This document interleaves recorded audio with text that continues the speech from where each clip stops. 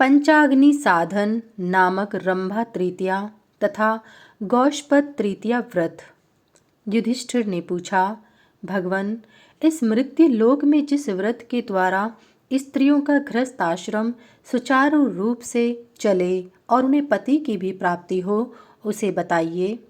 भगवान श्री कृष्ण ने कहा, एक अन्य अनेक लताओं से आच्छन्न, विविध पुष्पों से सुशोभित, मुनि और किन्नरों से सेवित तथा गान और नृत्य से परिपूर्ण रमणीय कैलाश शिखर पर मुनियों और देवताओं से आवृत माँ पार्वती और भगवान शिव बैठे हुए थे। उस समय भगवान शंकर ने पार्वती से पूछा, सुंदरी, तुमने कौन सा ऐसा उत्तम व्रत किया था जिससे आज तुम मेरी वामांगी के रूप में अत्यंत प्रिय बन गई हो? पार्वती जी बोली, नाथ, मैंने बाल्यकाल में रंभा व्रत किया था। उसी के फल स्वरूप आप मुझे पति रूप में प्राप्त हुए हैं एवं मैं सभी स्त्रियों की स्वामिनी तथा आपकी अर्धांगिनी भी बन गई हूँ।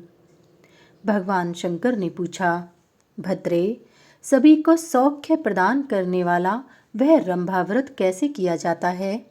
पिता के यहाँ इसे तुमने किस प्रकार अनुष्ठित किया था, उसे बताओ। पार्वती जी बोली, देव, एक समय मैं बाल्यकाल में अपने पिता के घर सखियों के साथ बैठी थी। उस समय मेरे पिता हिमवान तथा माता मैना ने मुझसे कहा, पुत्री, तुम सुंदर तथा सौभाग्यवर्धक रंभा व्रत का अनुष्ठान करो। उसके आरंभ करते ही तुम्हें सौभाग्य, ऐश्वर्य तथा महादेवी पद की प्राप्ति हो जाएगी। पुत्री, ज्येष्ठ मास के शुक्ल पक्ष की तृतीया को स्नान कर इस व्रत का नियम ग्रहण करो और अपने चारों ओर पंचाग्नि प्रज्वलित करो, अर्थात घृपत्याग्नि, दक्षिणाग्नि, आहवनीय तथा सभ्याग्नि और पांचवें तेज स्वरूप सूर्याग्नि का सेवन करो। इसके बीच में पूर्व की दिशा और मुख कर बैठ जाओ और मृग चर्म, जटा, वल्कल आदि धारण कर 4 भुजाओं वाली एवं सभी अलंकारों से सुशोभित तथा कमल के ऊपर विराजमान भगवती महासती का ध्यान करो। पुत्री, महालक्ष्मी, महाकाली, महामाया, महामती, गंगा, यमुना, सिंधु, शतद्रु, नर्मदा, मही, सरस्वती तथा वैतरणी के रूप में वे ही महासती सर्वत्र व्याप्त हैं, अतः तुम उन्हीं की आराधना करो। प्रभो, मैंने माता के द्वारा बतलाई गई विधि से श्रद्धा भक्ति पूर्वक रंभा गौरी व्रत का अनुष्ठान किया और उसी व्रत के प्रभाव से मैंने आपको प्राप्त कर लिया। भगवान श्री कृष्ण पुनः बोले, कौन्तेय, लोपामुद्रा ने भी इस रंभा व्रत के आचरण से महामुनि अगस्त्य को प्राप्त किया और वे संसार में पूजित हुईं। जो कोई स्त्री पुरुष इस रंभा व्रत को करेगा, उसके कुल की वृद्धि होगी, उसे उत्तम संतति तथा संपत्ति प्राप्त होगी। स्त्रियों को अखंड सौभाग्य की तथा संपूर्ण कामनाओं को सिद्ध करने वाले श्रेष्ठ गृहस्थ सुख की प्राप्ति होगी और जीवन के अंत में उन्हें इच्छा अनुसार विष्णु एवं शिवलोक की प्राप्ति होगी।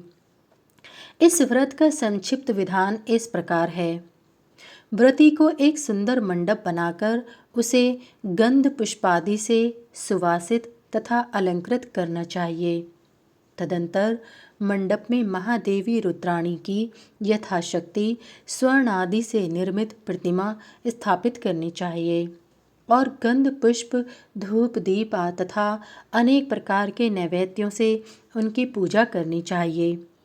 देवी के सम्मुख सौभाग्याष्टक, जीरा, कंडुहुंड, अपूप, फल, पवित्र निष्पाव, सेम, नमक, चीनी तथा गुड़ निवेदित करना चाहिए। पद्मासन लगाकर सूर्यास्त तक देवी के सम्मुख बैठा रहे।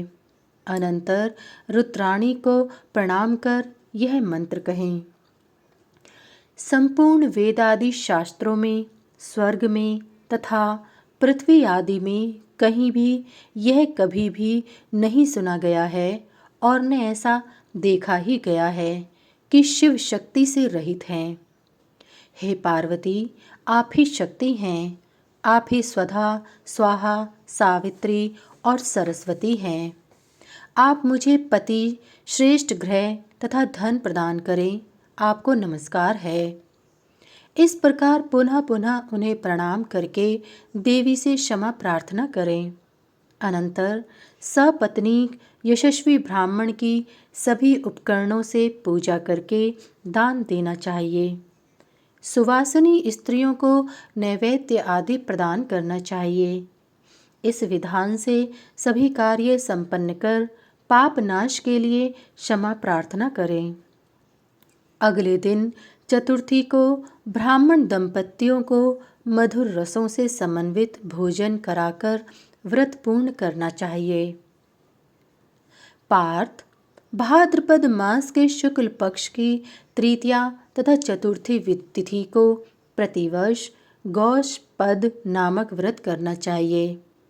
स्त्री अथवा पुरुष प्रथम स्थान से निवृत्त होकर अक्षत और पुष्पमाला, धूप, चंदन, पिष्टक, पीठी आदि से गौ की पूजा करें। उनके श्रृंग आदि सभी अंगों को अलंकृत करें। उन्हें भोजन कराकर तृप्त कर दें।